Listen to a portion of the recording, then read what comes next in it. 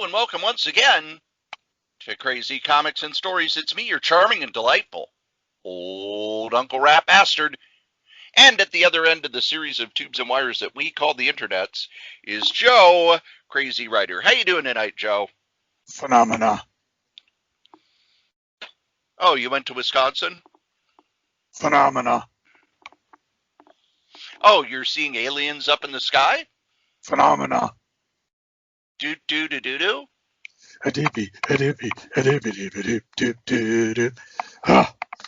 Every so often stuff comes up in my Facebook feed and I'm like, oh, I remember that.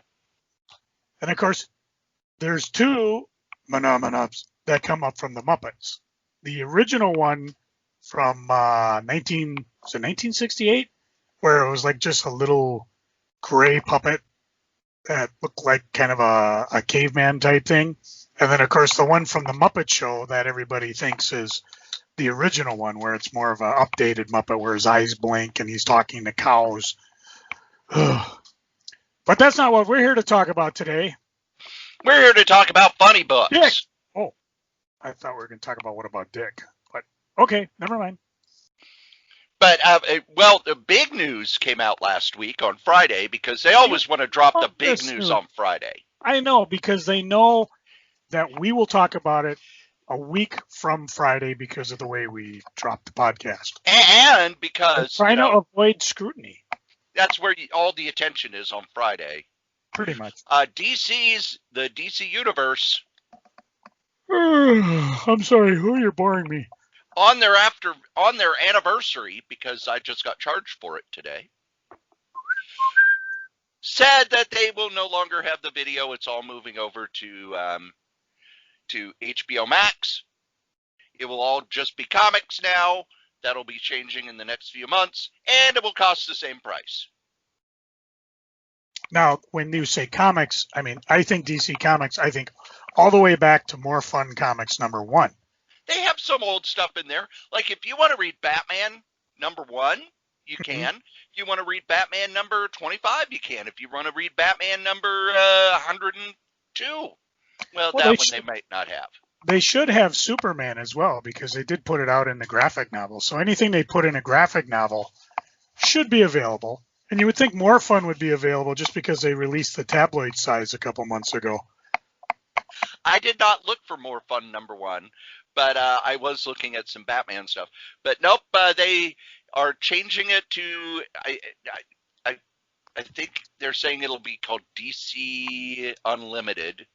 Gosh, I wonder where they got that name. And their why didn't they call it the time, Essential DC? Their turnaround time will now drop to 6 months, and it will be all the books that they do. DC Masterworks. 6 months. Oh, I like that. And I'm sitting here. I've got some showcase right next to me. Anything that was in or the archive edition, anything that was in an archives, you would think they could put up online. That would get me to do it. I mean, I know eventually I will, but then again, I don't really go to Marvel Unlimited that often. Yet I'm still getting charged for it. I love my Marvel Unlimited. I really do. They teased me this morning, Joe. Every Monday they put out the new books. They teased me. Kind of like bastards. What? So if you go to your Marvel Unlimited and look for characters and type in Conan, nope. No. Oh. But this morning they had King Size Conan. No, I'm sorry. Yeah, it was King Size Conan #4 because they didn't call the annuals until like 76. They called him that in the 60s. Then in the late 60s and early 70s, they called him King Size. And then they switched him over to annuals again in 76 when they started doing them much more often. King Size Conan #4 was up. And I tapped on it, and it said, "Oh, there's a problem with your account." And I went, "No, there's not." And I went and I looked at other books, and then an hour later, it was gone. Oh, yeah. They don't want to mess with us because, I mean, we got plenty of freaking we can talk about. And they don't want to be in the freaking pile. I mean, look at how DC is with the old Kray here. But it was there, but it wasn't. Do you think? And someone probably got yelled at, and they took it down. Do you think they've put up Conan Classic? They have not put up any Conan comics on Marvel Unlimited. Well, they should, because you remember. I agree. Conan Classic is from Marvel, 1994 to 95, when they started reprinting with number 1, and they went all the way up to number 11 before they realized, nobody's buying this. At very least, they cover. I don't think that's Barry Windsor Smith went beyond that. Barry Windsor Smith lasted, I think, 23 issues. Yeah, at least plus some Savage Sword, because that's where Red Nails, which everyone says is the best Conan story ever, was printed. I found a Conan Classic as I was digging through. I'll mention more when we get to geeking. And I was like, obviously it's reprinting Conan number 1. And I'm like, well, for what I paid for it, it's always good to have another copy of Conan number 1 lying around, especially since it's not on Marvel Unlimited. Now, have I told you how Marvel lost the rights to Conan? I don't recall. No, go ahead. What it was, when Roy Thomas got the rights to Conan, it was, I believe, it was $100 a month. They had to put out at least one Conan comic every month for Marvel to keep the rights. And then in the mid-90s, they canceled both Conan and Savage Sword of Conan and restarted them with new number 1s. And then they did, basically sales were all that good, and comic sales were swirling down the toilet anyway. So they canceled them and started doing mini-series. And Roy Thomas made sure that he delivered stuff so that they could have a new Conan story every month, because Roy Thomas is the guy who brought Conan. He even took a pay cut so that, because Stan said, that's too much for the rights to Conan back in 1970. So Roy said, well, okay, I'll hire this young artist who's never worked in comics before, Barry Windsor Smith. And he'd done a few things, but he basically was so young and new, they could pay him the lowest rate possible. And Roy actually took a pay cut so that they could afford the rights fees until Conan was selling well enough that Stan didn't bother with it anymore. And by the mid-70s, Conan was their best-selling comic. And then by the time you get to the 90s, you get to like 97, 98, they're doing mini-series. And in 99 and 2000, they missed a few months. And the literary executors of Conan went, you have not followed through on your contract, so the Conan rights are up for bid. And Dark Horse won the rights, so that's why Dark Horse published Conan for such a long time. And then at the end of that contract, I think they kept the contract through 2 contracts. I would have to dig into that. It was either 2 or 3 contracts, and then Marvel outbid them to get Conan back. So the question is, does Marvel have the rights to Dark Horse's Conan stuff? Yes, and they've been reprinting them. Because whoever owns the rights to Conan keeps all the books, which is why Dark Horse reprinted all the Marvel Conan stuff, except the stuff that tied into the Marvel Universe. Now all of the Dark Horse stuff is over at Marvel, and they've been putting them out as those epic collections. So for those of you keeping score, the original Conan, the Barbarian, ran from 1970 to 1993, ended at issue 275. And then they went to volume 2, Marvel, which was a 3-issue series by Roland Green and Claudio Castellini. And then another Conan was between 95 and 96, where they did cardstock covers. Larry Hama, Barry Crane, Dan Abnett did a bunch. Joe Bennett did some art. That went 11 issues. And then, of course, the one I mentioned, Conan Classic, where they were just reprinting 94 to 95. But it looks like 97 was the last of Marvel's Conan, because that's when you start finding, Conan the Barbarian Volume 3 is Dark Horse. So there, we've 1, 2, 3, 4. getting every comic book mentioned ever published in this here podcast is taking some time. I mean, you said all these Conan miniseries. We haven't even started to talk about those. And one thing I want to point out with all these rights jumping back and forth, I mentioned a couple weeks ago you should probably go pick up your Aliens omnibuses and your Predator omnibuses and your Alien Predator omnibuses. Yep. Well, good luck with that because they're going for high dollars already on the Amazon. You heard it here. You guys got to listen to us. We're giving you $1 million ideas. Nobody listens. We know what we're talking about. We do, which is always amazing to us. But hey, even a broken clock is right 3 times a day. So there's the comic news that I was reading about. There hasn't really been a whole lot of huge comic news lately. We're gonna get the new previews comes out this week. So by the time this episode drops, it's been out for a few days. There's some cool stuff in there. We'll talk about it in a future which probably episode, means I won't get my previews for like another 4 weeks, or a year and a half. Yeah, whatever. I'll probably get a DC solicitation before that happens. Oh, there you go. Yeah. But we got other things to talk about. Yeah. A week ago, a little over a week and a day ago, we finally got our free comic book day bundle. Then again, I don't know. Tim up in Granite City Comics who put it all together for us. And we, as part of the deal, we just pay costs to him. And although...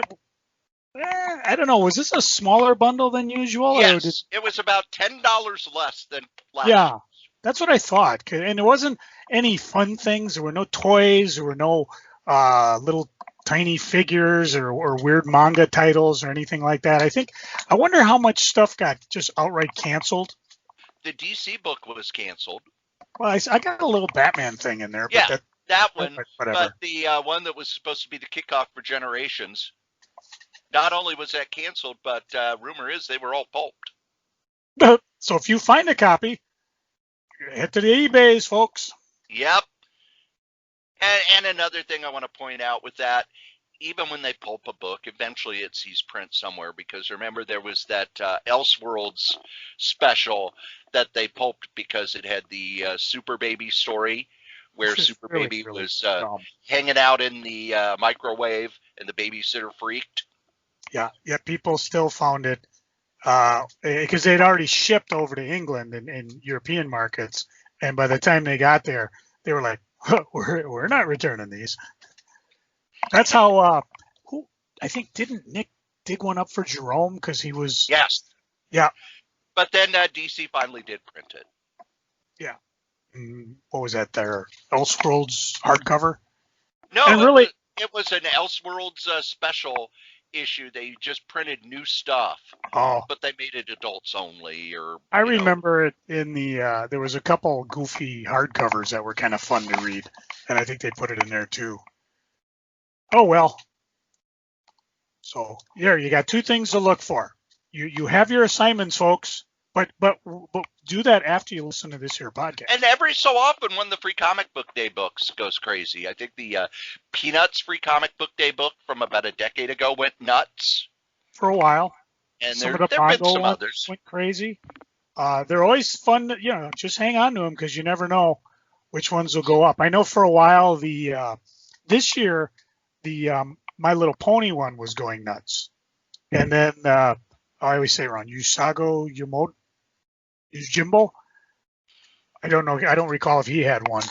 There was some other one that people were going, I can't find it. And it's like, well, your comic store probably has it. They just can't release it until they, whatever. I think they just did what they do months. They put them out weekly or as they got them. Yeah, they were shipped weekly so as to amortize the cost over the entire summer.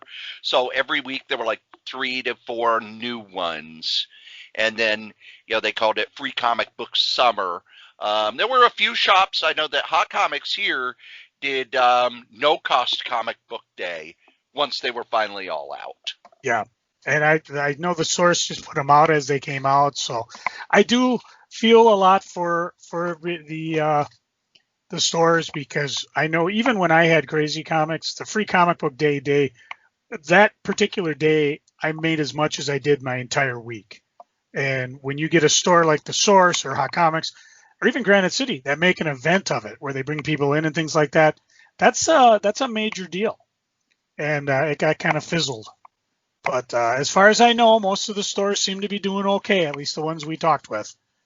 So and hopefully next year it's going to be a big event again, because I do like going to the shops. The shops usually will have a sale and they make it an event, kind of like Hot Comics did. One thing that Hot Comics said that I found really interesting, when they had their no-cost comic book day, because when they first announced it, they were like, we're going to have creator signings. And when I talked to the guys who were at Hot Comics the day I went there, they were like, yeah, we really, there's like one or two people that who are local who, if we would get, would be a big deal and would bring people into the store. But for the most part, signings don't do anything. And it reminds me of when you would have signings, they were fun and all, but they didn't bring extra people in the shop. No. And the problem really is you were only there wasn't nowadays you got Facebook kiddies. So, but back in our age, you really didn't have a mechanism to draw people in. I mean, direct mailing was good. Email was still in its infancy. And, putting ads around wasn't that cost effective. So making an event of it, for me, it just wasn't a big deal. The Source did a little better on it. But then again, they brought in more fantasy people until Nick was there and then started to do get comic people in and things like that. I mean, yeah, you bring Jim Lee anywhere. And, you're going to make an event out of it. Of course, I forget, what did he pay to get Jim Lee in? It was for it was a huge amount of money. I don't remember, but it was a bidding war between him and another shop. And it got so high that Jim wasn't going to lose. No. And the other guy was the same way. And Jim Lee stepped in and said, you know what? For what you two are bidding, I will go to both your shops. Because, I mean, it was I want to say like upwards of 7,000. And again, this is just memory talking, so don't quote me. But, I mean, Jim's looking at both. That's 14,000 for Comic Book Legal Defense Fund. That's a gill. And then, of course, he lost that all at the poker game anyways, but that's a different subject. Well, yeah, true. Always oh my gosh. That last Conan the Barbarian, $275, that's at least $20 going upwards. Oh, yeah. Because nobody was buying it. Yeah, Conan sales weren't that great. I loved it because Roy Thomas had come back. Yeah, he did the final one. Well, he had been working on it for quite a while, and I like the fact that, I don't know if this is petty or what, but when he came back on, he basically treated it like, okay, this is Conan 117. I'm picking up where I left off in Conan's life, and just ignored everything everybody else did because nobody else stuck to the timeline. They just, well, here's a Conan story. When is it set? Whenever. I don't know. So here we go. What I thought we could do, because it's what we've done before, pick out 5 free comic book day books, and we'll do quick reviews of them. You don't happen to have $2,999.99 I could borrow, do you? No. Oh, I just saw on eBay. Guys got the entire Conan the Barbarian run, 1 through 275, plus the annuals, the giant size, and the Savage Swords #1. Does he have Savage Tales #1? I don't know, but he does have free shipping, so that's. Well, if it doesn't have Savage Sword #1, it's incomplete. Yeah. So slacker. Well, I don't know. He says extra, all sorts of extra. Let's see.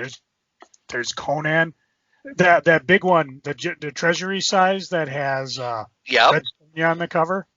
There's What If Conan had walked the earth today, and then What If Conan had fought Wolverine. There's Conan Universe, Conan Rune being the Malibu dude. King Conan 1. There's a couple Red Sonja ones, and is that a Savage Sword? By God, it is. But not Savage Sword, Savage Tales. I think I can't tell because it's so small. No, that's Savage Sword #1. He doesn't have Savage Tales. Nice try. You almost had a $3,000 sale there. Almost had it, but almost had it. No. Okay. Well, I'll go first since I'm that way. The first one I picked out, we had talked about this as in a previews thing because Asterix coming out in omnibus form. Yes. Now, what's very cool is there is a free comic book day Asterix comic, and it's by Paper Cuts. And what's cool about it, it's really kind of an introduction to Asterix. Asterix is a creation of Rene Goscinny and Albert Uderzo. And of course, being French, I know the state of France now has banned our podcast because I cannot pronounce their name. So sorry. No, they've banned us because you called them a state. Oh, well, whatever. It's their state of being. They're the French on my fries. That's all they need to know. Anyways, Asterix, or The Adventures of Asterix, is a series about Gaulish warriors who have adventures and fight the Roman Empire during the era of Julius Caesar. The series first appeared in a comic magazine called Pilot on 1959. And Rene was the writer, Albert was the illustrator until Rene passed away in 1977. And then Albert undertook writing in 2009. He sold the rights to a company.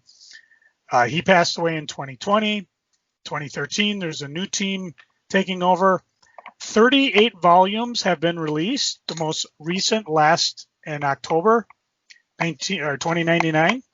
And if you look on the back page, yes, if you have your free comic book day books with you, you can, this is interactive, but you can see they've got the volumes and they show volume 1 and volume 38. Now, I remember getting the first couple hardcovers and then they disappeared. I mean, I had no idea why I couldn't get them anymore. I just assumed they got canceled. Foolish mortal.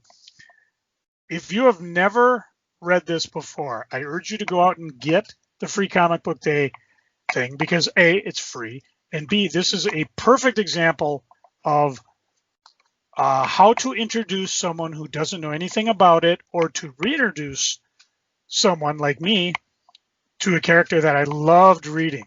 My first experience with this was in the funny pages. It just showed up in the St. Paul, it was the Sunday pages, Pioneer Press, and I loved it. Didn't quite know what was going on. All I knew was that the little guy and the big round guy were kick-ass, and whenever somebody tried to fight him, they'd get their ass pounded. And I was a kid reading it, so I enjoyed the living heck out of it. And after reading this free comic book day thing, you get a good idea who they are, the dynamics. They take little bits from the different graphic novels and they sub-note them, or footnote for us comic guys, so you know where they're coming from. You kind of get a feeling for how the humor goes. And one of it on page 18 I love where I don't know who they're talking to, but Asterix is talking about Obelix. Obelix? Am I saying that right? Yes, Obelix. And he goes, he fell into the cauldron when he was an Obelix. Goes, stop it! I don't have the right to participate in games because I fell in a cauldron when I was little. And Asterix goes, exactly. Okay, that's all I wanted to know. And he walks away as Asterix others before. People never really do explain anything to me. So 1 minute they're red-faced yelling at each other. Next thing, okay, yeah, that's all I needed to know. I mean, I love that type of humor. It's bizarre. It's just in your face, and I'm just loving it. It's full color, it's clear, it's crisp, just a lot of fun. I don't want to give away too much because part of it is you can just go. What I want you to do is go find this free comic book day and read it, and then you decide for yourself: is this your cup of tea or a cup of meat or whatever the heck they drink in 50 BC? Beer. And then you can go out and get it from Paper Cuts, either as the volumes or in the aforementioned omnibuses that Cory and I were promoting in I think two. That was definitely 2 preview episodes in a row. Yeah. So I'm just trying to see. I don't know if they have the first omnibus shipped yet, but so it's still got time to call in and call your comic store, and they can get it for you. The first 2 omnibuses have shipped. Woohoo! And I have them both, and they're still available, so your comic shop can still get them. Cool.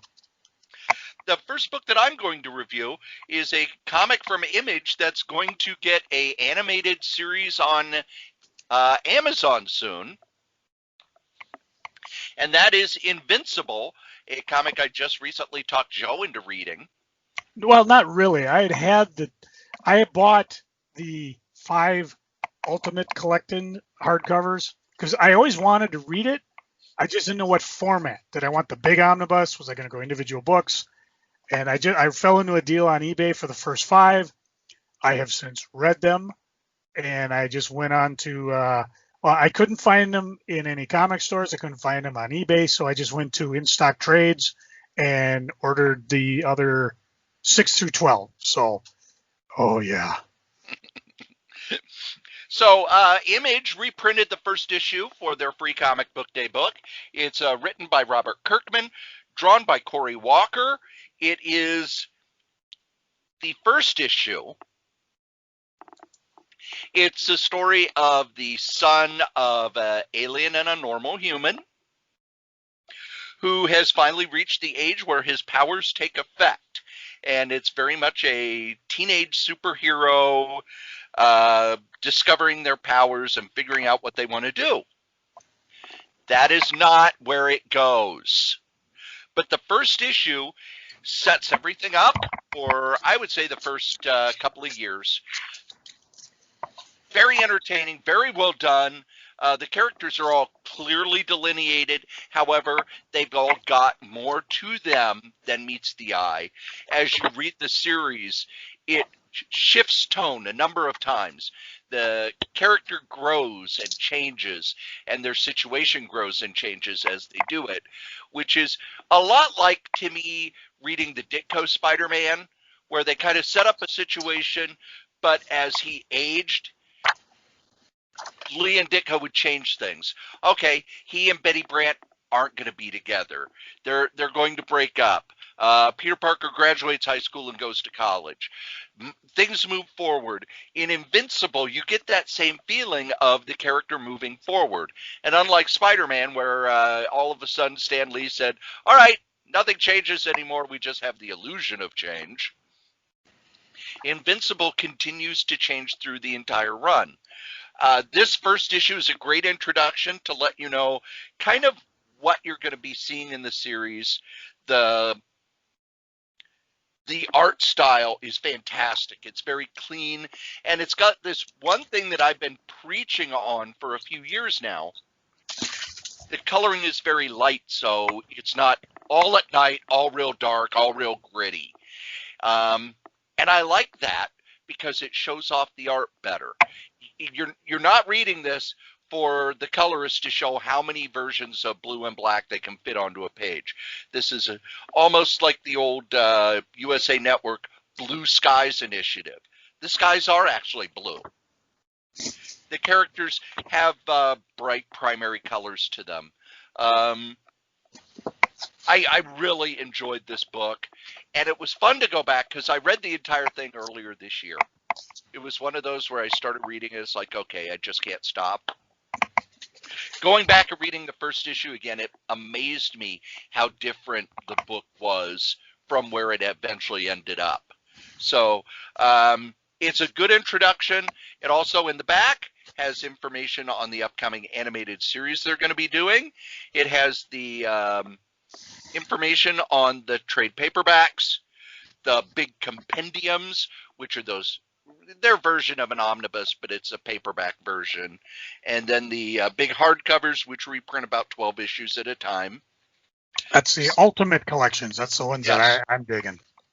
And I think there's even a bigger version, like the, because I was looking at those, which is more of an omnibus size that you and I. Yeah, the compendiums. Yeah. And I just, like I said, I fell into a deal with the Ultimate Collections. if I can jump in, I want to give, and this is a spoiler, so those of you who have never read it, just fast forward a little bit. But this is what clinched me. Now you're talking. I'm looking to see what issue this was. I'm on issue 13, and this is what clinched it. Because what happens, Cory, in traditional superhero, when the government comes in and says, we want you to work for us, they usually rebel. I mean, that was the whole Civil War thing from Marvel. Yeah.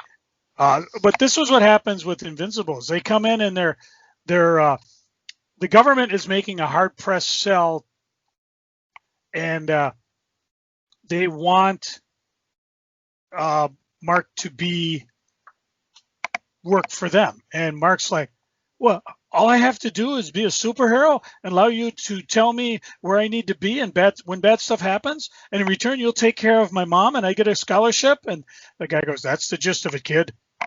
Count me in.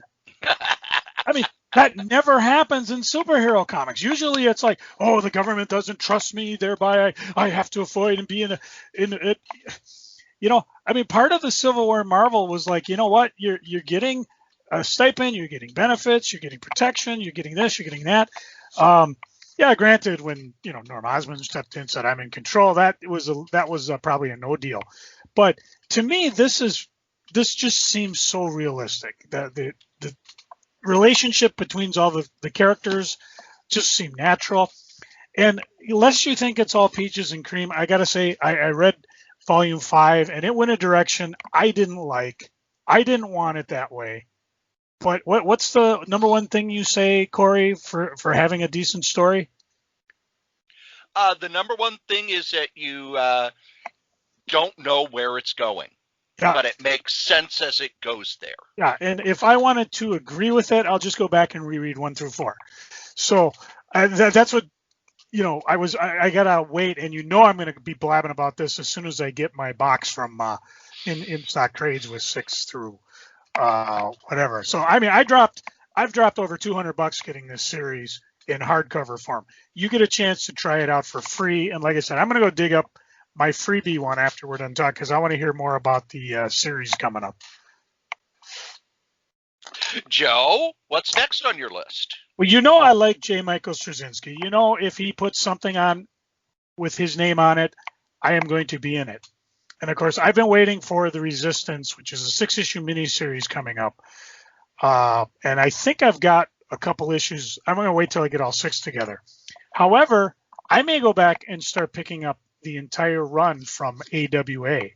And AWA, I believe, stands for Artists, Writers, and Artisans instead of astronauts. The Free Comic Book Day comic has a good chunk of Resistance #1 in it. It also has previews of Bite Size and Erratic.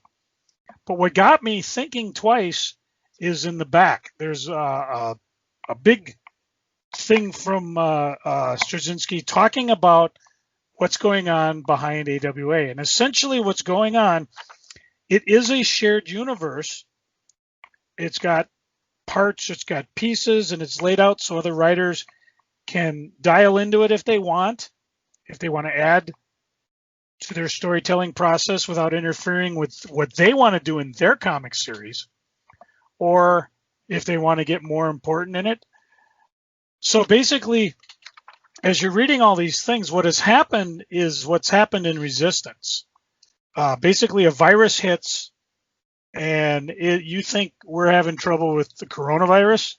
Oh boy, if the coronavirus was deadly, and it wipes out 95% of the planet. I've got to reread this because it was thick. It was heavy reading.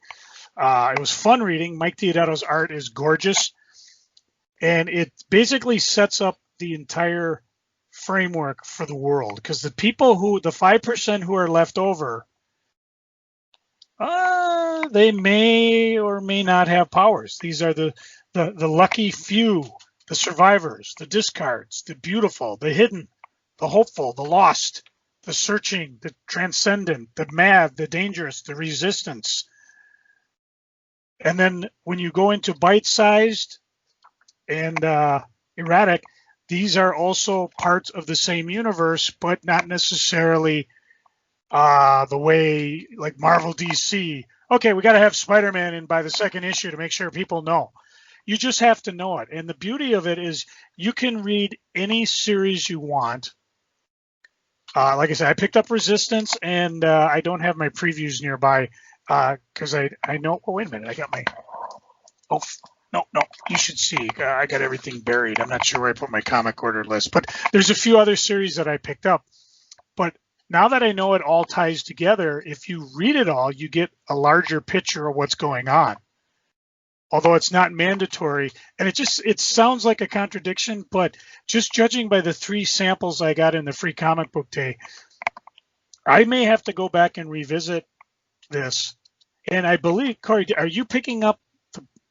Don't they do like the issues in a black and white magazine a month or two after the color one comes out? Yes. That may be a way to pick it up too, and that way you're part of the whole universe, yet you're not really putting out a lot of money to play in their sandbox. So the Resistance was just amazing. Bite size. Let me just flip through that quick. Intriguing. They're giving you just a little taste because they want you to buy out. And for all I know, Bite Size 1 is out already because read the complete story in Bite Size number 1. And then Ecstatic Erratic is a lot of fun as well. Here's someone who's got the power and is obviously having fun with it. And again, this is just 3 issues. I think there's a number of other titles too. So some of them I've kind of resisted to buying. But after reading this book, the free comic book day sampler, I think I'm going all in on AWA. And again, these 2 samplers I've talked about, Asterix and the one from AWA Upshot, these are what mission accomplished. You had my interest, you've just cemented it. And hopefully for our listeners out there, if you the beauty is you can read this stuff too and decide for free whether you want to keep going on it or not. And really, I mean, I know it's all free comic book day stuff, but they should have this stuff out before they even publish that first issue, just for everybody to go with. There you go, another $1 million idea just given away. Cory, what you got next? My next book that I'm going to point out is another reprint, Marge's Little Lulu. And they actually have John Stanley's name on the cover. Yeah. I was gonna say I've got mine sitting in my hand too. Let's hear what you have to say. John Stanley is one of the greatest cartoonists to ever live. He did Little Lulu, and also when Little Lulu went away, he did the Nancy comic.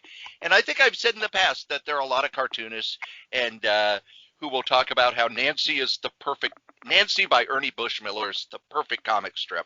At the first Minnesota Fall Con, I was lectured by Dennis Kitchen at the after party about how perfect Nancy was. He spent about a half hour holding court on how perfect it was.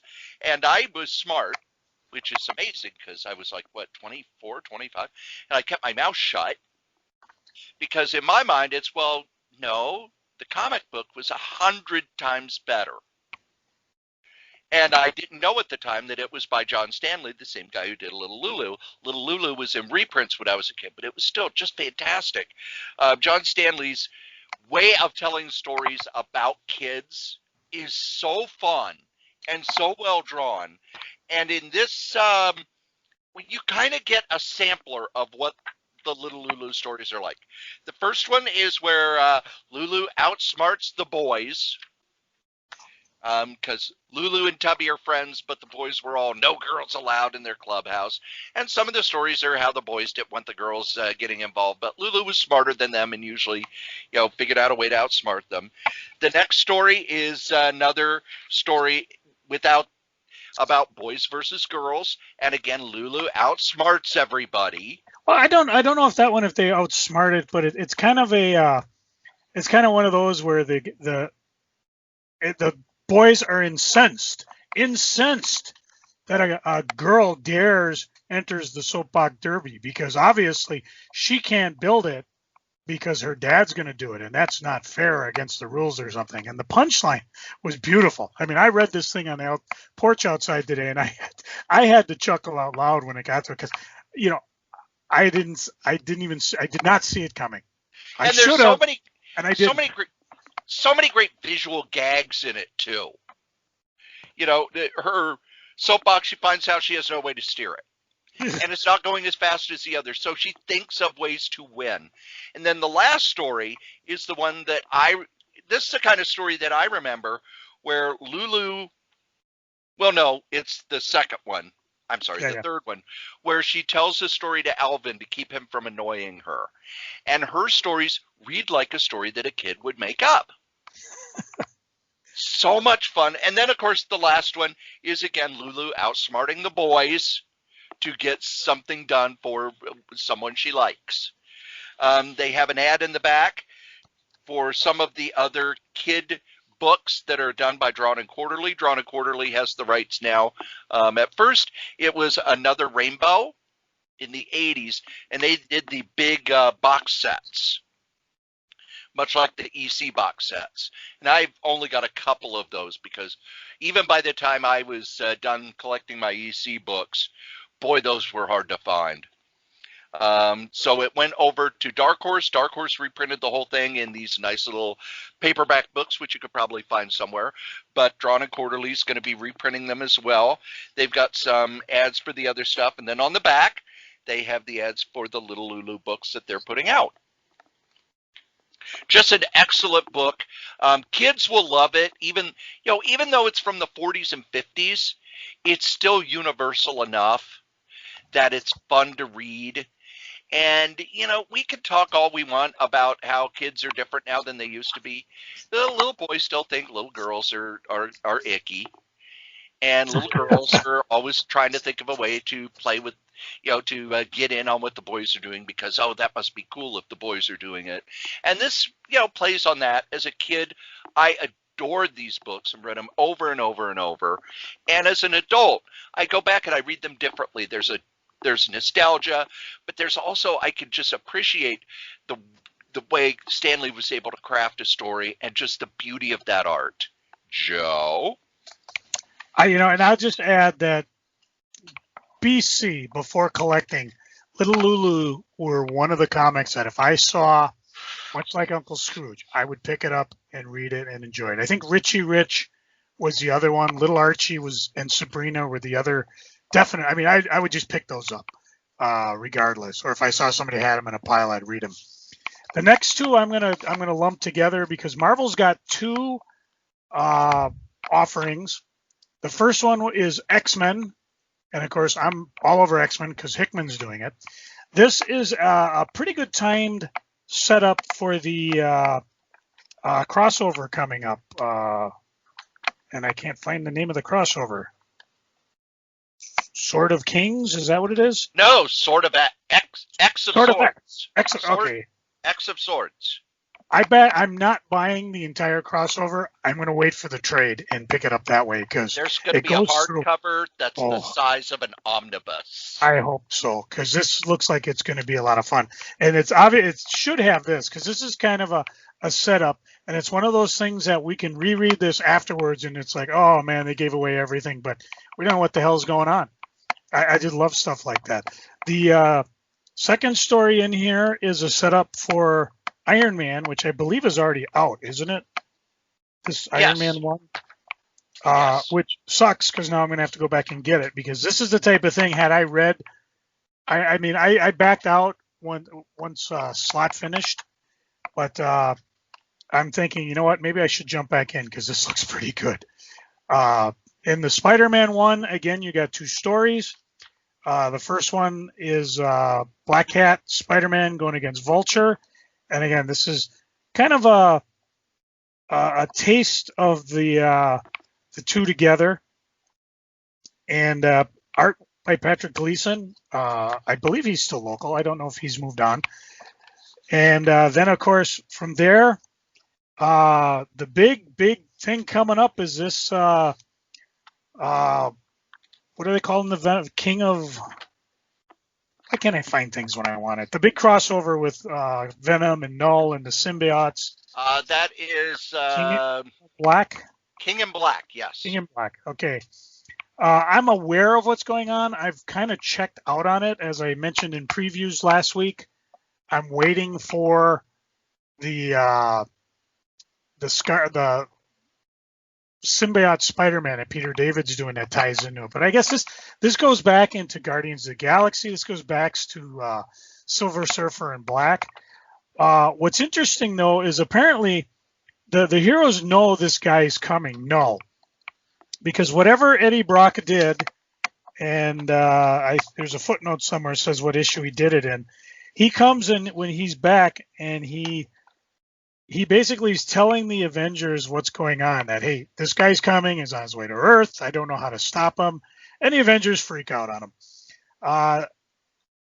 This is kind of a standalone teaser story. It goes right into Venom 26. It's not enough to get me to buy it all, but anytime there's a big ass crossover, I'll wait for the omnibus. But I will definitely be on board for the main event. I don't know if I'm going to go 500 miniseries. I know in the eBay world and the collector world, guys are going mental, looking for clues. Is this Null's first appearance? Boom, book goes up. No, this is it. Boom. Wait a minute, this is an appearance here. And we even talked about it with the True Believers, because they had a bunch of True Believers out that are all going to tie in somehow. And some of these are already up in price. So, and it looks like they're going to do like they tried to do with Empire, just draw in things from all over Marvel Universe from the entire, 70 years this thing's been going now? Maybe even beyond in before Fantastic Four 1. Yeah. So for teasers, again, this is a home run, because listen to me, I'm all excited for these crossovers coming up, and they're not even here yet.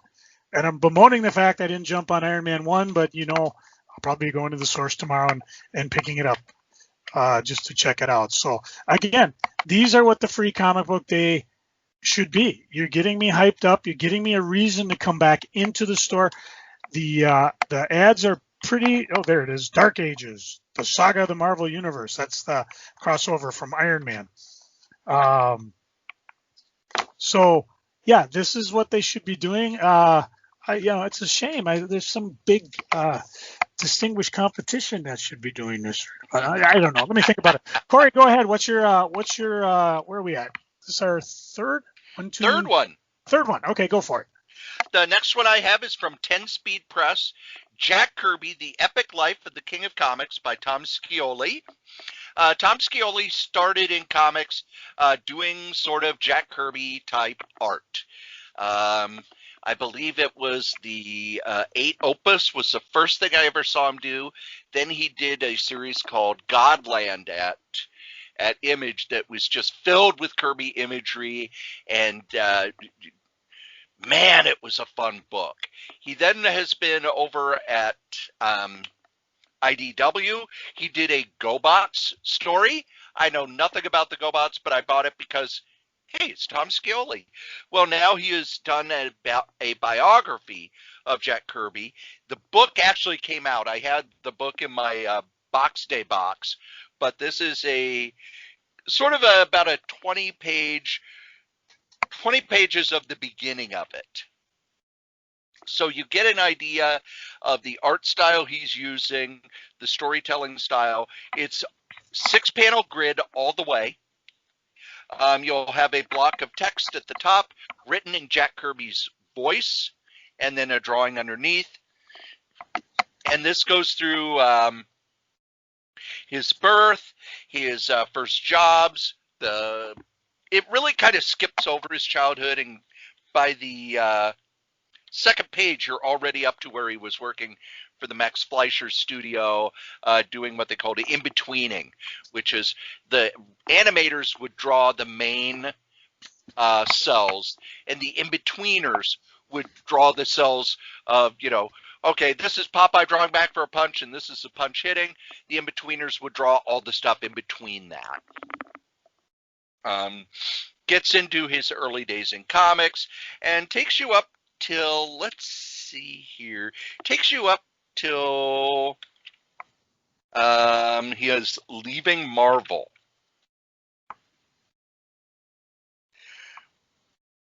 Gets into the Captain America, so you don't get into why they left Marvel, all of that. Now, one of the things about this book, I have not read it yet, and when I do, I'm going to go through it with a fine-tooth comb, because Doc Basallo, who he had a book come out in the same box, Atlas at War. He is probably the premier expert of Atlas Comics, and Marvel actually uses him now officially to identify art that they don't know who drew.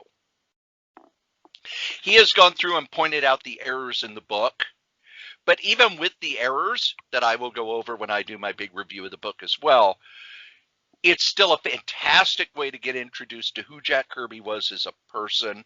The art is not Kirby-esque. He has changed his art style, so he keeps that sort of light tone and almost a watercolor type of coloring on it, but it's moved more toward an animated style rather than aping Kirby style so much. So Scioli is sort of creating his own style as he goes forward. This is just a fantastic introduction. It's a great way to see if you want to get that book, which you should.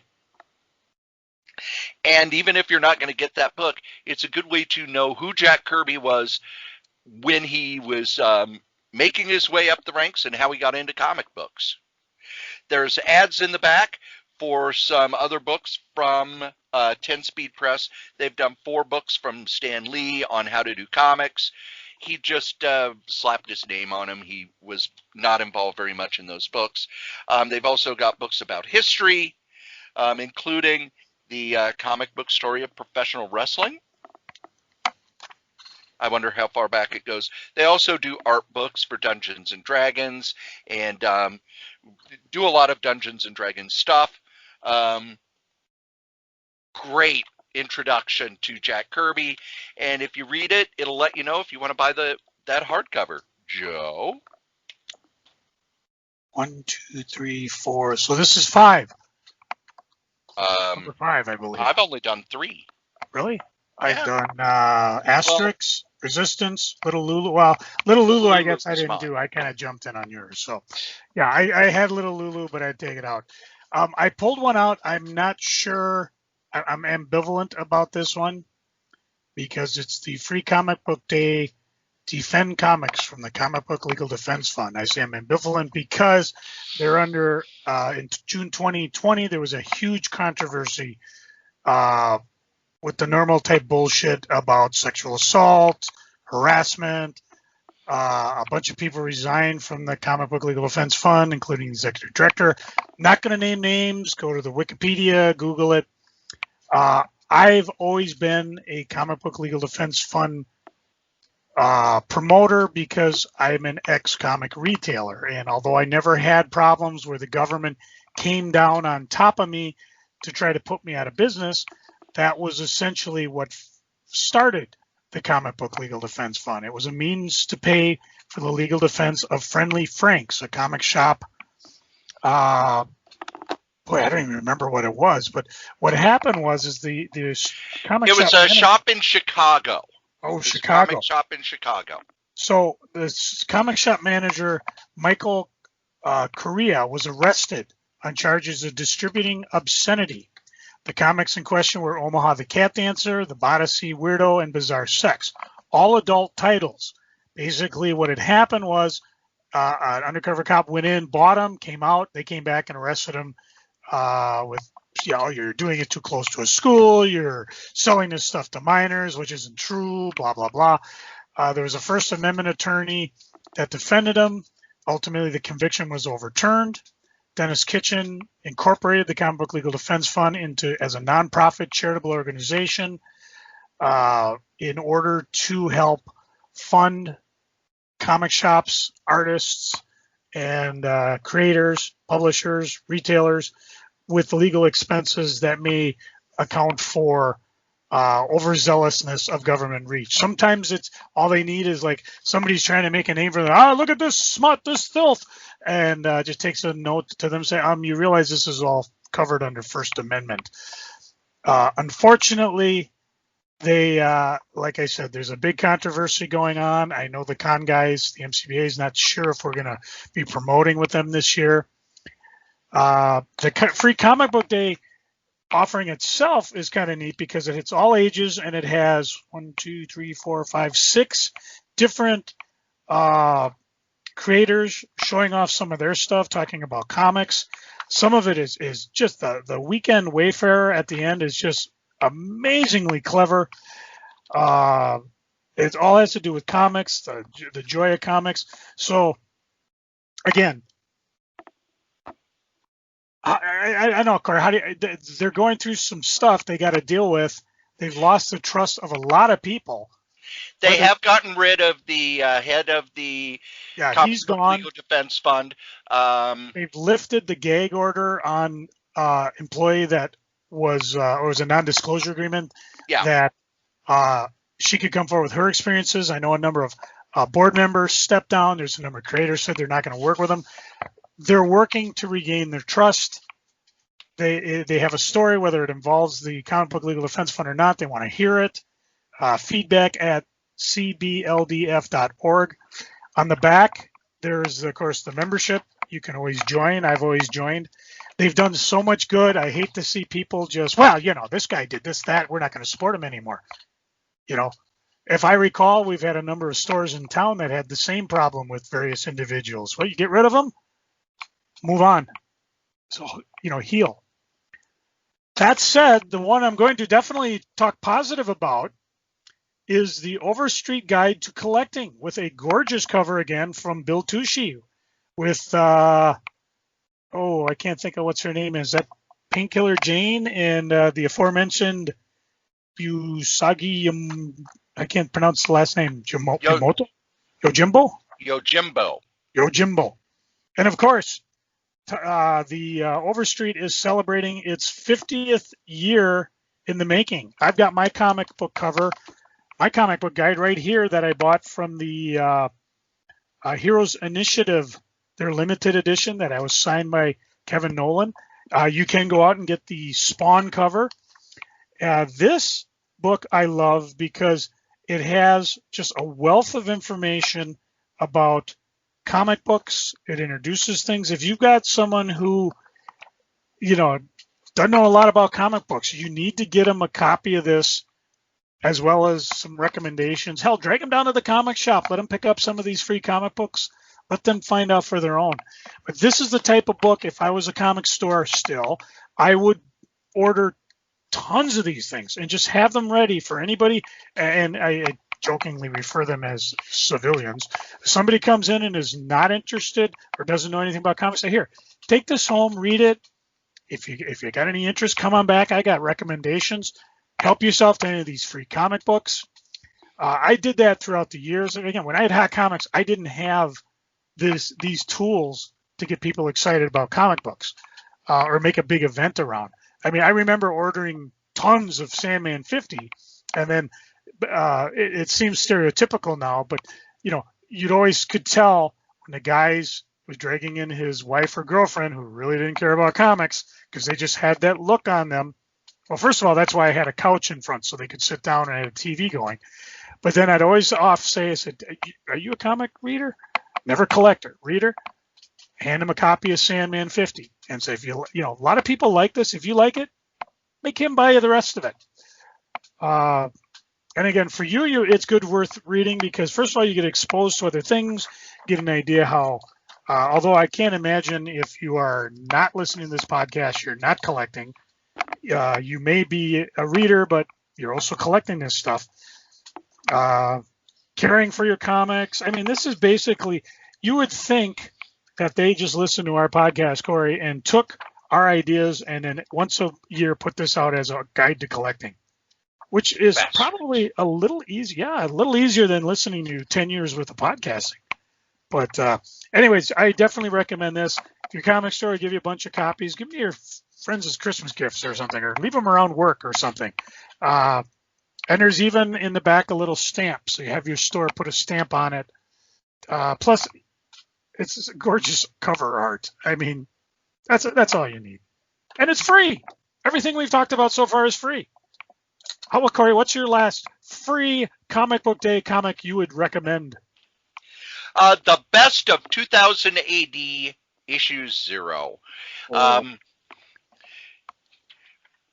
2000 AD from Rebellion is a weekly British comic that has been going since 1977. Back in 77, 2000 AD was a long way in the future.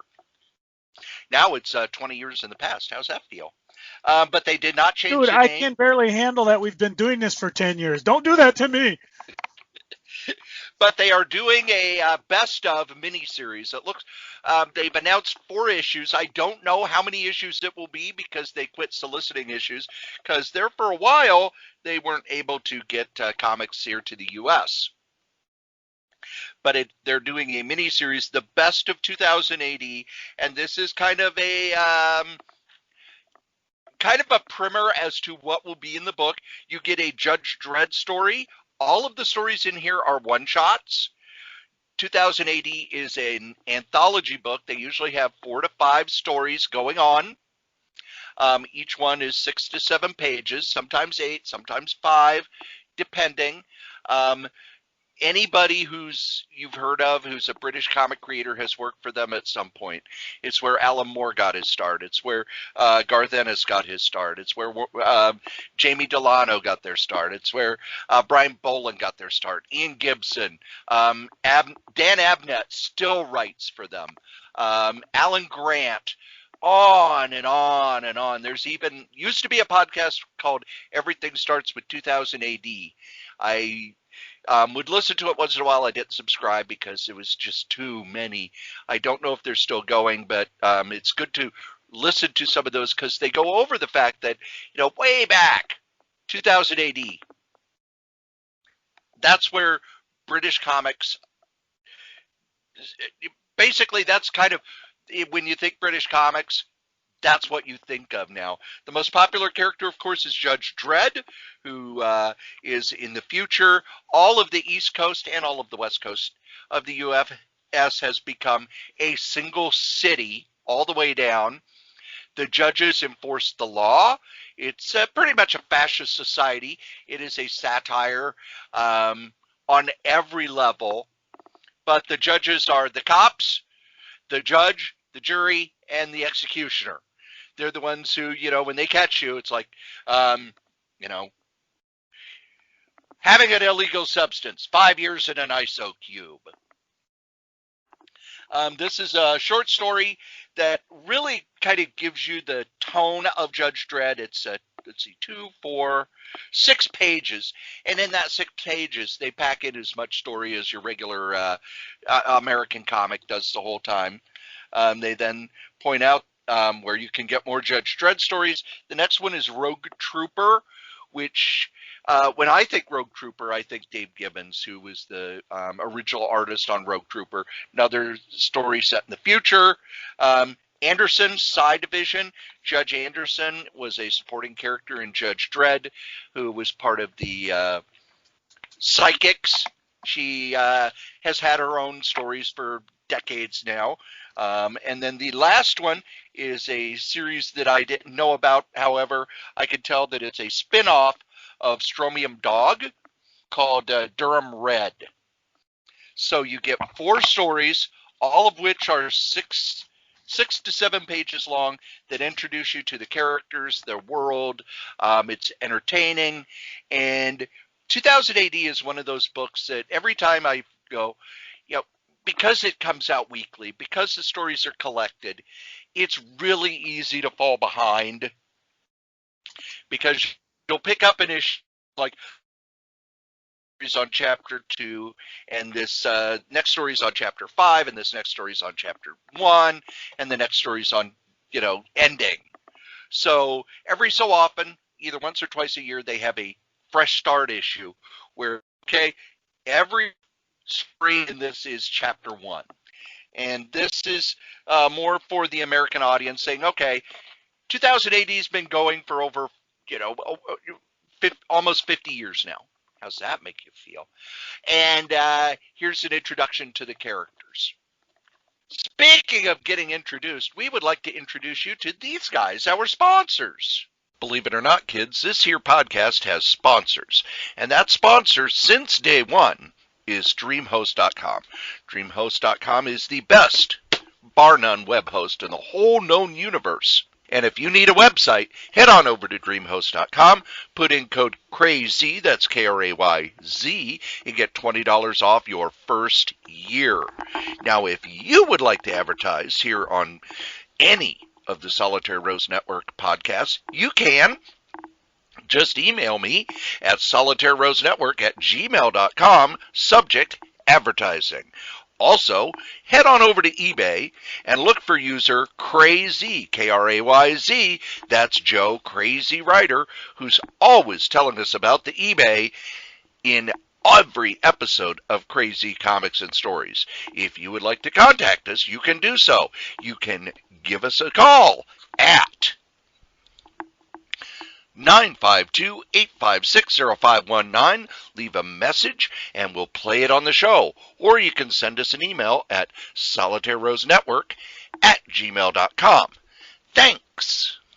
See, that's how you segue. You got to do it quick so I don't derail you. I'm getting, after 10 years, I've learned how to do it. Yeah. Kind of like how I've learned how to podcast by doing all the podcasts like these. The Solitaire Rose Podcast Network is filled with all kinds of audio goodness. First, there's Crazy Comics and Stories. It's been going since 2010. It drops every Monday, and it has me, your charming and delightful old Uncle Rat Bastard, and Joe Crazy Writer talking comics, shenanigans, and whatever we're freaking and geeking about. Every Monday morning. It's been going since 2010, and it's available at crazycomics.solitairerose.com. Also on that same feed is the Solitaire Rose Podcast, which is me, again, your charming and delightful old Uncle Rat Bastard, doing interviews, talking about comics history, pretty much talking about whatever I want to talk about. We've also got Solo Joe, where Joe Crazy Writer does a solo podcast. And he hasn't done one in a while, so kick him in the shins to get him started. We also, on that same feed, have Solitaire Rose Series and Review, where we do DVD commentary of older comic book series. That's all at crazycomics.solitairerose.com. I also do a podcast with Wolfie B. Bad at badadvice.solitairerose.com, where we take listener questions and give them bad advice. There's also Novelcast, where I take the novels I've written and turn them into free audiobooks. That's at novels.solitairerose.com. There's also Fantastic Forecast, where myself and Adam Vermillion are going through the entire run of the Fantastic Four, 4 issues at a time. That's fantasticforecast.solitairerose.com. And if you think that I'm on all of these podcasts, you're wrong. Because Scrabbling Across the West is at scrabbling.solitairerose.com, where musician Dave Cofell and his wife Stephanie travel across America and then sitting down to play Scrabble and talk about the day. That's at Scrabbling Across the West, scrabbling.solitairerose.com. There are always more podcasts at the Solitaire Rose Podcast Network. Be there. Aloha. Joe! We now are at your favorite part of the show. No, not where I tell you all about the wonderful beer that I've been drinking this episode. Beer. No, it's Joe, what's going on the eBays? All sorts of stuff. Things we're kind of, it's weird because I was going to report that things were slowing down. You remember there's 3 times of the year that your friendly neighborhood comic stores, things naturally slow down. This year is totally off the charts, but it's now kids start going back to school, hopefully, beginning of the new year, and then summer when the kids are off school. So I figured that was it, but then all of a sudden, boom, things sell again. And I thought I'd take a look at some of the titles, because as you know, one of the missions of this here podcast is to list and talk about every single comic book title that's ever been published. And well, yeah, that was a couple of weeks. I told you you didn't come to the meetings. There are meetings? Yep. and there was pie, and my blood sugar is very high because I had to eat it all myself. Oh, don't worry, I still have pie. Oh, don't worry, I got one in the freezer. We went up to Delwood, the Pine Tree Orchard, and picked up an apple pie. I think I teased you because I took a picture. Is this enough for you? And you said no. Actually, I said, well, what will everyone else have? Yeah, there is that. Well, there were donuts. They could have the donuts. Okay. Yeah. Anyway, some of the books, the sets I sold from Slave Labor, 2001, Slow News Day. Welcome to Wheatstone. Wanted, a single white female, preferably American, to join a small town newspaper in hopes of adding a little spice to the tepid column inches. Must be able to deal with cranky reporters, their impatient lovers, and a boss who doesn't know his bottom line from a headline. Arterial motive, not a problem. This was created by Andy Watson with art the same, very stylish. 6 issues I sold. It's available in a book if you can find it. It's one of those that, like I said, was published way back in 2001. Again, all these are titles that I've read, and for whatever reason, I'm not keeping, so I sell it on this here eBay. Another one, sadly, Cory, you might be shocked at this one. Superior Spider-Man Team Up. I sold my entire run, including the crossover it had with Scarlet Spider. So I try to make it a complete set. It was just one of those because I know, actually, I believe I bought the book for my daughter. I don't know. Was it the Omni? No. I don't. No. There was another team up that, not Superior Spider-Man Team Up, because this is the one. This is the book where when Doc Ock was inside Peter Parker's body and called himself the Superior Spider-Man, he teams up with the Avengers, he teams up with Scarlet Spider, teams up with Kane, goes face-to-face with the Jackal, and of course Thanos is around. So this is a more serious one. There was another title that was more lighthearted. Is it the Foes of Superior Spider-Man? Yes. Yeah, that's what I was thinking of. Superior Foes of Spider-Man. Okay, so again, I'm thinking it. I just don't remember that. I remember buying the big book for my daughter Dana. She's going to give it back to me. So, but again, these are fun titles, but these are ones that again I can have in a book form, or I can go on a what's that thing? Marvel Unlimited. Yes. Marvel Math. I don't remember. We talked about this one in the past. Judge Dredd's Crime File. It was from Fleetway, 4 issues that reprinted stuff from the more unusual adventures Judge Dredd had in the Mega One City. Again, these were fun to read, but I'm going for those reprint ones that are nowhere to be found. Ever since Big Brain Comics folded, I can't find these things anywhere. So if you're a comic store in the United States, then you got them. You know, Cory and I will be on it like, Oprah's favorite canned ham. Cory, have you ever read any Zane Grey Westerns? I have not. I haven't either, but I've had copies of not only the 4-color series from Dell, but also Stories of the West, which is Zane Grey's Stories of the West. I don't know where I picked them up. Low-grade copies, high-grade copies tend to run anywhere from $30 to $50. I had one for $5, number 38, and now it's off to some lucky buyer. The last one I'll talk about, and we've talked about it in the past, but Cory, you know what AAFES stands for? No. I don't think you would, because you're not part of the Army and Air Force Exchange Service or a member who goes to one of their PXs to buy stuff. And of course, we know there's always been a big. They have a run of comics. I don't know if they're current, where they have Avengers in them. They had Iron Man, things like that, where they gave unique stories only available through the AAFES stores. And I had a friend go over, and he brought home a bunch of them to me. And, of course, I put a few in my collection, and the rest I've been selling out on the eBays. So if you ever find them cheap, they're fun to read. They're good to go through. And, maybe talk to a friend of yours in the active military. Maybe he can find a copy or two for you. I got tons of stuff coming up that I'm putting on the eBays. I put a couple on today. And of course, as how do we want to say esteemed listeners, or part of the enlightened and not the unwashed heathens who listen to this here podcast. I mean, you guys, not the heathens. If you see anything you're interested on the eBays, just send me a note. Tell me you listen to this here show, and I'll probably send you back a decent offer, or I might throw in something fun. I mean, I've got my copy of the 50th edition Overstreet. What am I going to do with the 48th edition? Maybe I'll toss it in as a freebie. You suddenly get a heavy box. Don't be surprised. But you know where to find it all. KRAYZ. Come get some. And now we get to my favorite part of the show. No, not where I finish the beer I've been drinking. I thought you always. I'd ask if you had another one, but I don't think it's anybody's damn business how much you've had to begin with. No, I'm just having one. Just one. No, it's Freaking and Geeking. Joe, what are you freaking on?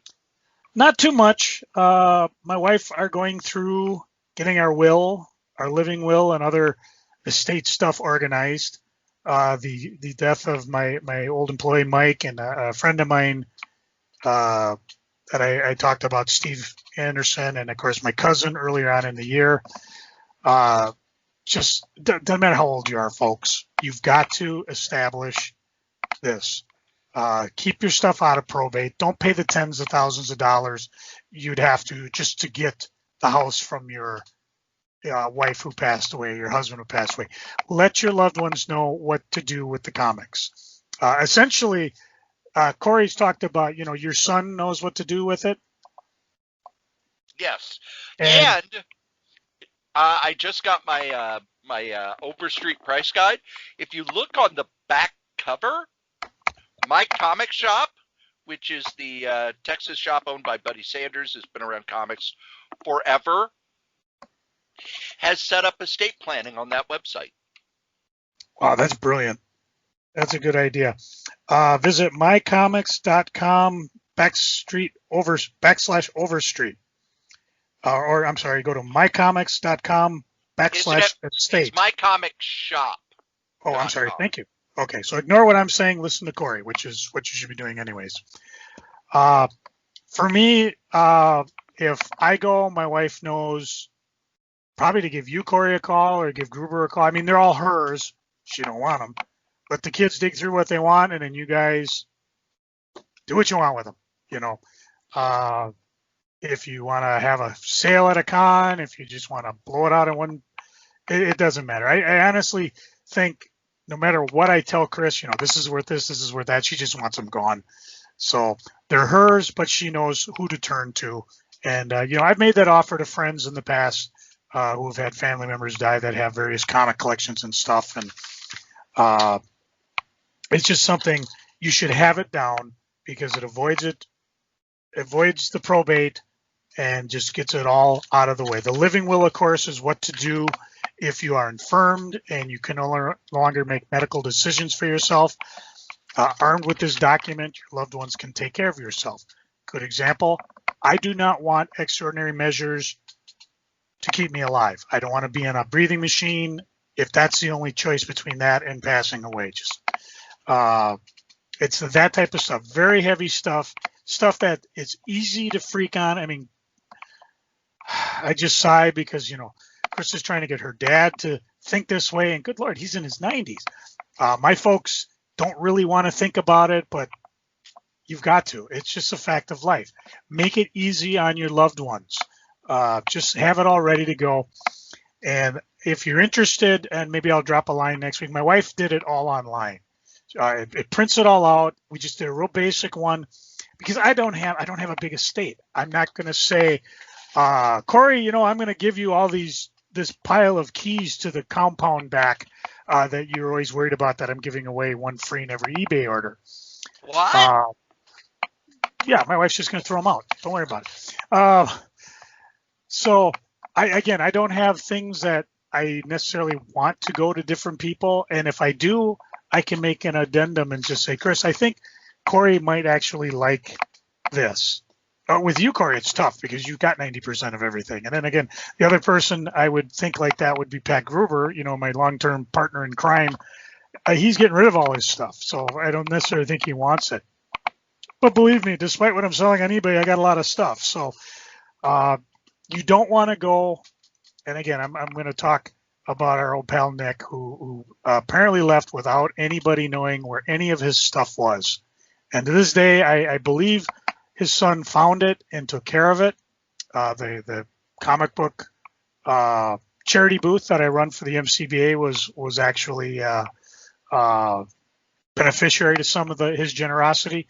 But you just don't know, and you don't know when time is. So again, this is freaking stuff, but it's stuff you got to take care of, and that's pretty much what on the oddball side of life, the more negative side that I've been thinking on. Cory, how about yourself? What's got you freaking this week? Boy, there's been a lot of weird news in the geek world coming out. Real early today, there was a report that came out that Paramount has dropped all plans for future Star Trek movies to concentrate on TV only because they just can't seem to get the deal together to do Star Trek 4. Then, by noon, they put out a story saying that the story that was released earlier was an error. This is from Paramount itself. With streaming services, what is it? One of the bigger streaming services is going to be rebranding itself as Plus because, well, Disney Plus is doing really well and we're in the shitter. So we'll be, I think it's, I honestly can't remember what one. Somebody I know actually sat down and figured up what the streaming services cost would be if they were to cut cable and still watch the same shows, and it was almost twice what their cable monthly bill was. Which is what we figured all along. Yeah. When you go a la carte, it's like, oh, well, I want, because you're going to have, now you've got the Comcast Universal, which is Peacock. You've got Disney, which is Disney Plus, ESPN Plus, and Hulu. You've got Time Warner, which is HBO Max. You've got all these other different companies, et cetera, et cetera, et cetera. And one thing that really bugs me about it is you also start reading all of these articles about how they're freaked out. Oh, pirating is up again. Well, it's because one of the reasons pirating went down was because, if I subscribe to 2 or 3 services, I could get everything I want. But then everybody wants a piece of the pie, and nobody's going to subscribe to 10, 15, 20 services. So it's like, okay, I'm going to have these 2 or 3, and then, oh, I hear this one series on this is good.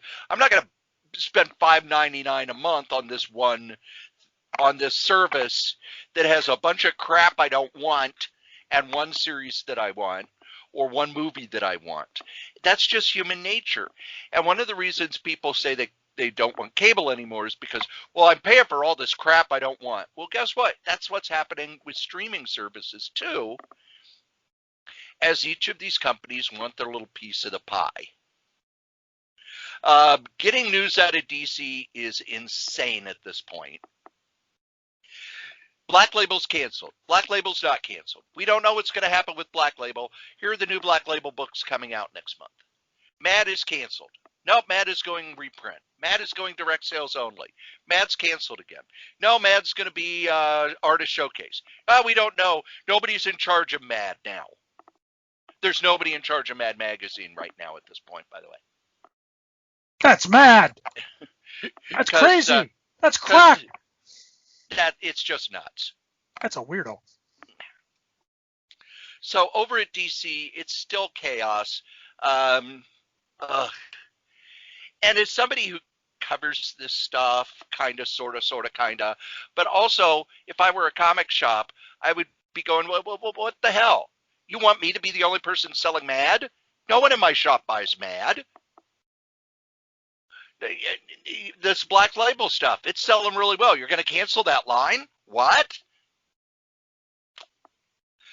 It's frustrating and annoying. And every day you wake up, and I don't know about you, Joe, but when I wake up, and when I finally, okay, I'm going to listen to a news report or turn on the news, there's at least one story where you go, what the flaming blue hell? I remember a few years ago when you didn't hear about this stuff, when your comics came out and, oh, well, we're building up to this big thing. We're building up to this big thing. We didn't have to worry about, will this company still exist in a year? Will this line of comics still be around? What are they going to be doing? Yeah. Will this story get finished from Marvel or DC? It used to be that I would say with smaller companies, if they had a bad track record, it's like, okay, I'm going to wait for the trade because I don't know if they're going to finish this. Now with Marvel and DC, I'm getting to that point where it's, I don't know if they may cancel this halfway through. So if you're asking me what I'd like to see things calm down a little bit. I'd like to see that the stuff that's in previews is actually going to be stuff that's coming out, and if a story has a part one, they end with the finale. I think that would be nice. Joe, what are you geeking on? Oh, well, my wife and I took a road trip. I don't know, Cory, if you get bored and you just hop in the car and drive somewhere, or in particular. No one has time for that. I have time for that. And that's how we used to date. We used to just get together, we drive somewhere, find somewhere to eat, drive home. Yesterday, we just got in the car at about 6, and even though it was going to be dark soon, we just kept driving. And one of the things we have in Minnesota are these things called Minnesota Scenic Byways. I think a lot of states have them, where you drive and you go to a particularly pretty part of the state. Really cool for looking for fall colors. I've been to a number of them. Up north, of course, all of Highway 61. There's Superior Forest Trail, the Gunflint Trail. The one closest to us is the St. Croix Scenic Byway. So where I ended up doing, if you know where St. Paul is, I just straight out Highway I-94 and took a detour down to Afton. On the way, we were listening to Sirius because my wife still has free Sirius, and I am loving the Beatle channel. I am going to miss that when it goes away. But the problem is Chris and I are not in the car long enough to make it worthwhile to listen to just that, nor do we listen to radio when we're in the house. So it was offered free, so that was kind of cool. On the way, we stopped at Afton State Park, which, again, not a lot of campgrounds, but it's kind of an urban park right along the St. Croix. We didn't get out of the car because we were just driving, just one of those weird days. Went north. We went past Afton Alps, which is a golf course skiing area where as a kid I skied innumerable hours. I can't remember the last time I skied, obviously 2 hips ago. Stopped in Afton to a place called Selma's Ice Cream Parlor, which I remember as, again, back in Afton area, we used to camp in the state park with Boy Scouts in the wintertime. They'd drop us off. We'd hike to the campground, set up camp. That's why I got my below zero hero. We camped out and it got below zero overnight, and that's how you get that award.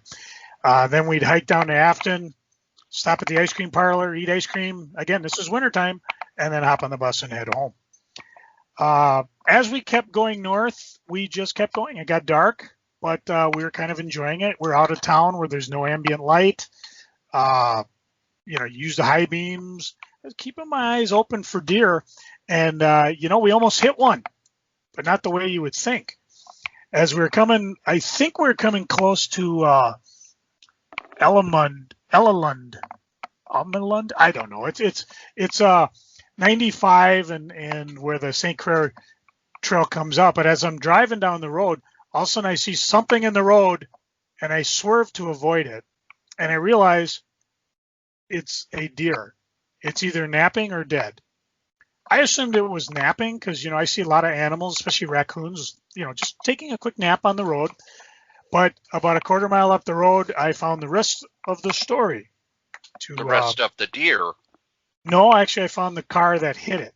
Some guy had a pickup truck with a trailer, side of the road with the blinkers on. And again, I can't, it's just dark, and I'm looking way in the distance and I see a flashing red light. I think, oh, that must be the upcoming stop sign.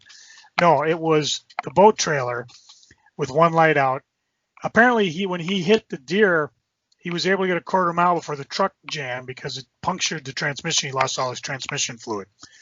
We stopped, asked if he was okay. He said he's fine. They got, his wife, his kid in the car, teenager.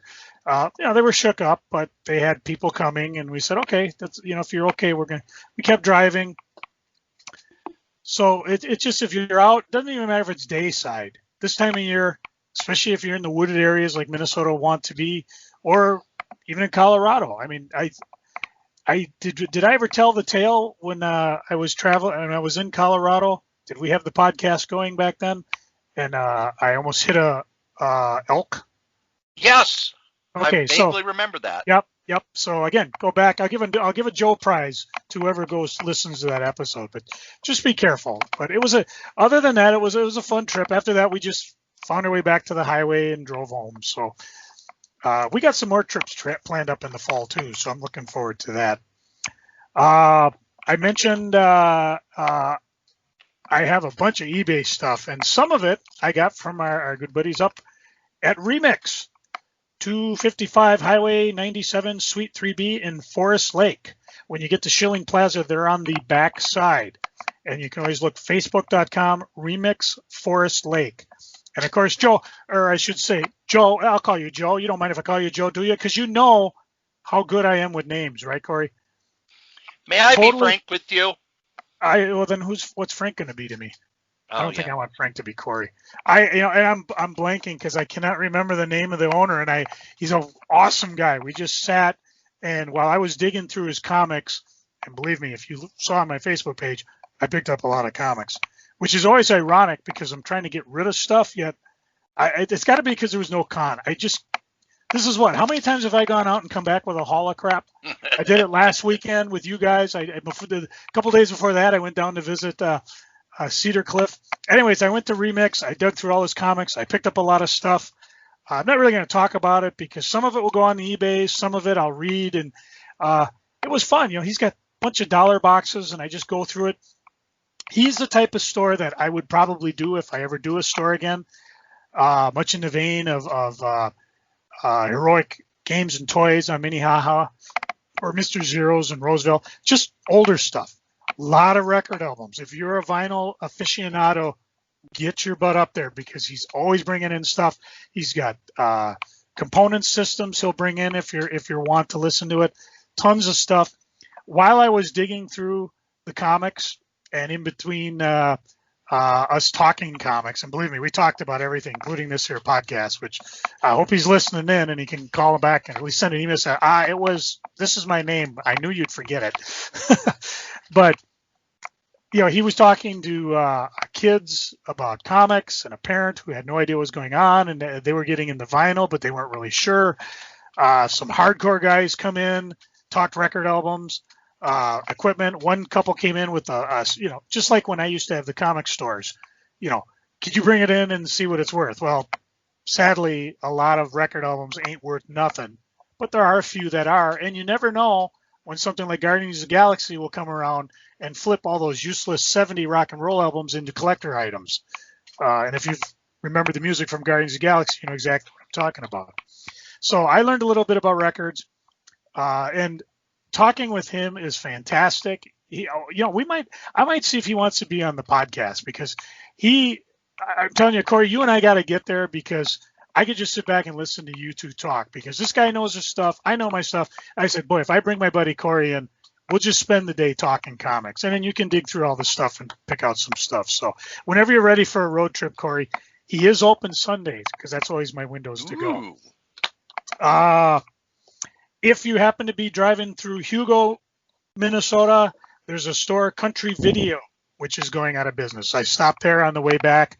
DVDs, $1.99, Blu-rays, $2.99. A lot of really cool displays. If I had a store, I'd have probably snatched some of this stuff up.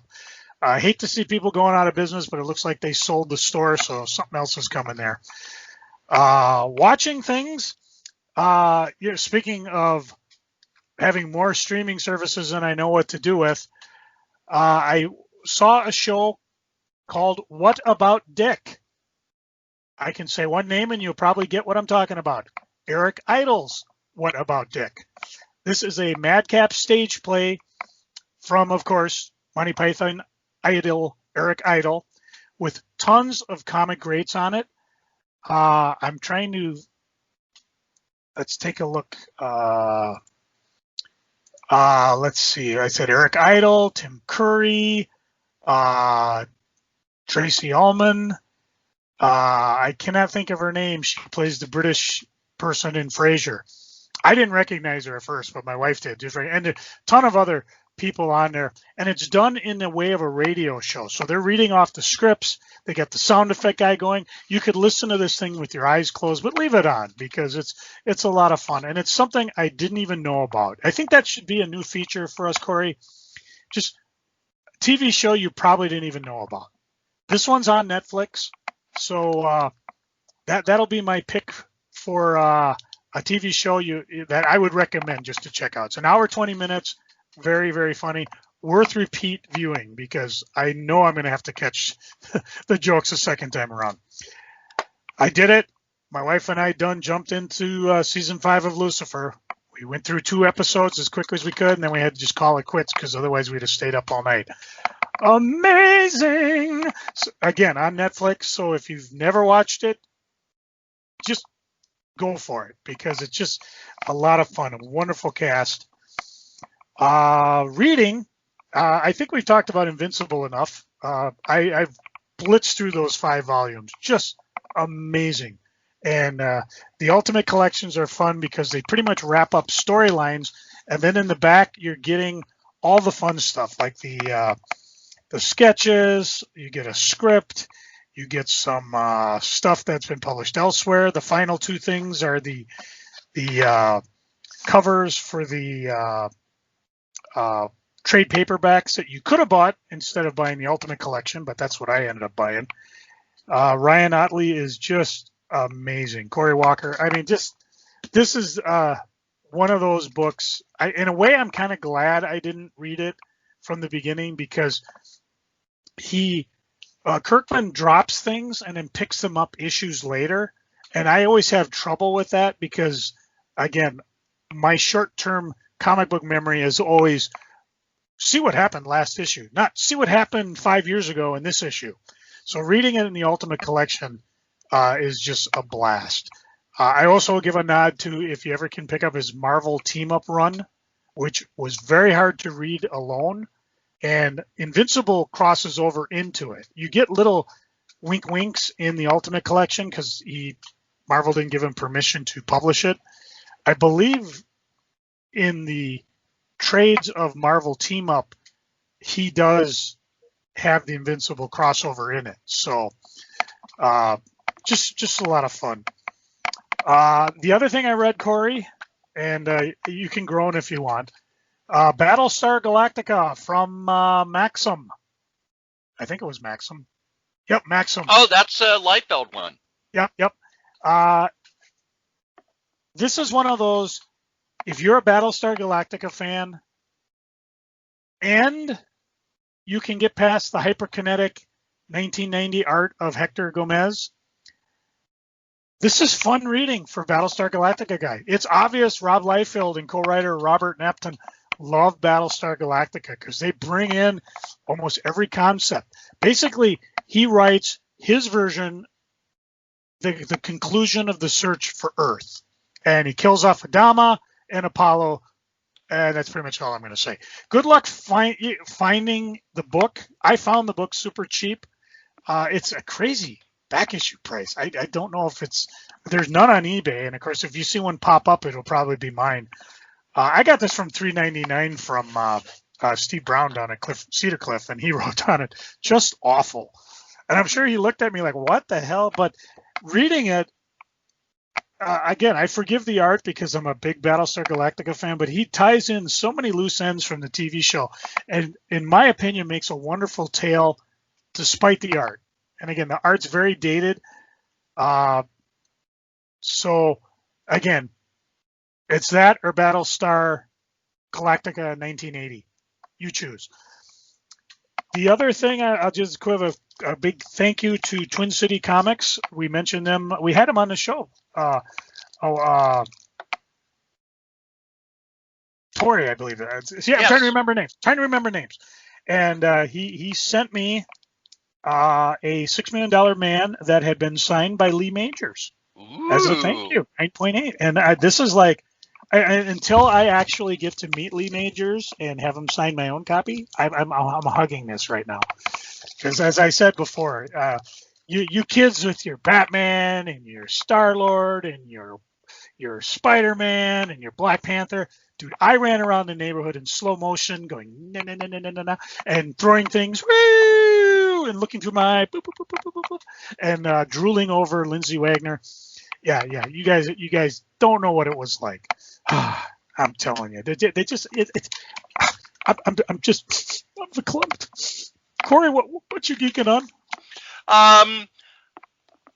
I talked last week about the book Atlas at War from Doc V, as we used to call him on the Kirby list.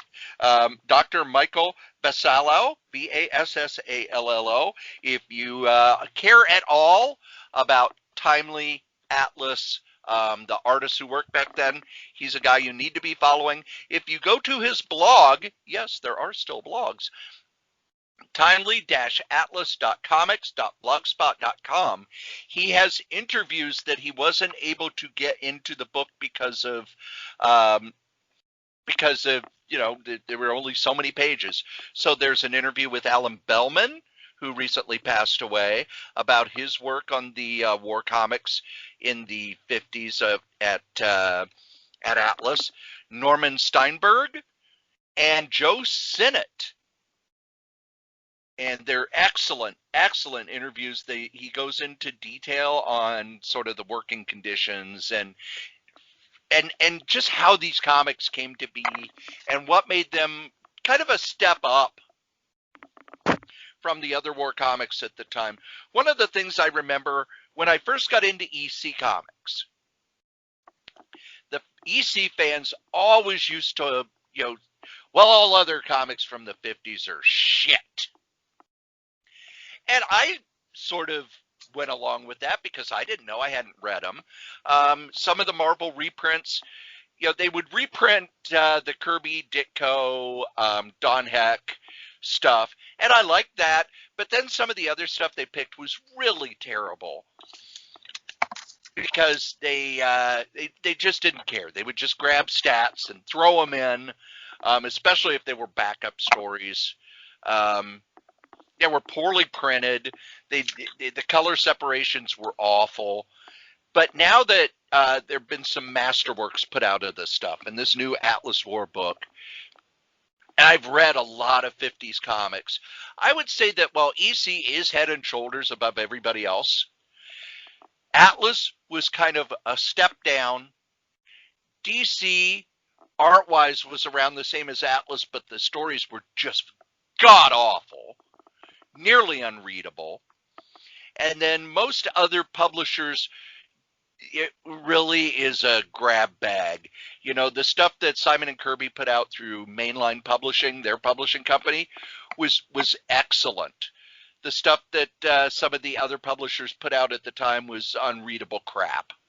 And it's the same for all of it. But these interviews are just so good. And one of the things I like about books like this and Back Issue and Alter Ego is they're collecting this history that even 20 years ago we didn't have. Alan Bellman is a comic book artist who worked at Timely and Atlas through the 40s and 50s. He had drifted away. Nobody knew anything about him till Doc V found him. And the last few years of his life, he got to go to conventions, and he got to tell stories about when he worked at Timely, and stories about Stan Lee in the office when Stan was only 19, 20 years old, having to run this company. Just fantastic, fantastic stuff. Also, in the new issue, I'm holding in my hand right now of Alter Ego. The cover says, Martin Goodman presents Marvel Comics 1939 to 1971. And that means you're going to see plenty of Stan Lee, Jack Kirby, Joe Simon, Bill Everett, Carl Burgos, Lloyd Jacquet, Sid Shores, Joe Maneely, Steve Ditko, John Romita, Dick Ayers, Don Rico, Alex Schoenberg, Marie Severin, Will Murray, Roy Thomas, and many more. And there's a really cool drawing of Martin Goodman by Drew Friedman on the cover. I'm only halfway through, and this is just fantastic, where it really goes into the decisions that were being made by him.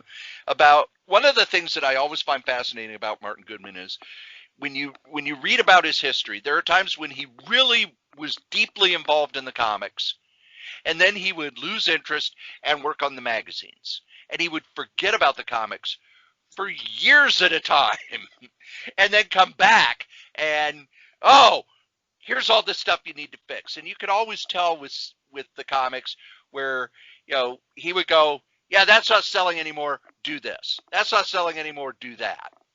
Until the superhero stuff. But some of the stories where, yeah, I just found out that the name Captain Marvel, the copyright has gone away. There needs to be a Captain Marvel comic on the stands within a month. And that's where Marvel's Captain Marvel came from. Or he would go, yeah, these science fiction magazines are selling. You need to put out science fiction comics. And one of the things we've always heard Stan Lee tell the story about how the creation of the Fantastic Four was Martin Goodman was playing golf with the publisher over at DC, and they talked about how well this Justice League comic was selling, so he told me to create a superhero comic. There is no way in hell that Irwin Donenfeld would be anywhere near Martin Goodman, because Martin Goodman was slime. Martin Goodman would not be allowed on the same golf courses as Irwin Donenfeld. So what probably happened was Goodman would talk to the newsstand people, and he knew people who worked in the distributor, so he would go to them and go, what's selling? Even though he wasn't supposed to find that out. They'd tell him, and then he'd come to Stan and go, this is selling, I want that. So that's fantastic. I am also got me a complete run of the trade paperbacks of The Exiles, which was a 90s series. It kind of came about when What If went away. It took the What If idea and turned it into a superhero book where 6 characters from different parallel universes were brought together, and they would jump to different universes to fix something. So very much a knockoff of What If mixed with Quantum Leap, and all the characters, of course, were mutants because, hey, you know, it's Marvel in the 90s. It's got to be mutants. And it's as Joe Quesada was taking over, but he was still, it hadn't become what Marvel was, where it was, okay, everything's done for the trade paperback, and changing the storytelling style to be more like Brian Michael Bendis's style of plotting. So it's still 1, 2, 3-part stories. And one of the things that I had forgotten about the book, you know, it's got this big overarching plot of, oh, well, they need to do this because Galactus is coming to this Earth and there's no Reed Richards for it. Or Tony Stark has taken over the Earth and they need to figure out a way to stop him. Or in this universe, Franklin Richards grows up to be, you know, the Earth's destroyer. You remember that stuff, but you kind of forget about the character interaction stuff and just how good Judd Winnick was, because I think this was the only book he ever really did for Marvel that lasted any amount of time. Just how good he was at that character interaction and making these characters seem like interesting people. and dealing with the fact that, hey, in my universe, this person was my best friend, and here they're terrible. How do you psychologically deal with that? Just such a fun read. And then the last thing I am geeking on is that Tom Scioli, Jack Kirby book. I'm about halfway through it now. And there are some things where even I go, no, I know that's not true. But it's such a great reference point and so beautifully drawn that as a Kirby fan, I am in love with it. But I also think it's one of the rare books where if you read it, you're going to become a Kirby fan because it gets to the person behind the art. The art by Jack Kirby is fantastic, but there are times when it's so far back that people have trouble because it's almost 3 generations back of when that art style was big. And now it's a completely different art style. So you look at it and it reminds me of when I was a kid and they would reprint Golden Age stuff. And I would go, wow, this is really ugly. And now that I'm older, I understand, no, that was the art style at the time. And some of it is pretty sloppy and stuff. But the stuff that I used to not like, I now see, oh, I see where this is. Now I get this art. And also the printing is better. So I really can't recommend that book enough. Like I said earlier in the episode, I'm going to do a complete solo podcast. I haven't done a solo podcast in a long time because of work and COVID and everything. But I'm going to do a solo podcast just on that book, kind of pointing out the things I like about it, the factual problems with it, and hopefully people will like that. Believe it or not, Joe, we've been talking about funny books for almost an hour and a half. Oh, I should have eaten that garlic and egg pizza. Well, it needed pickles on it. Oh. And maybe some sour cream that I left out in the sun.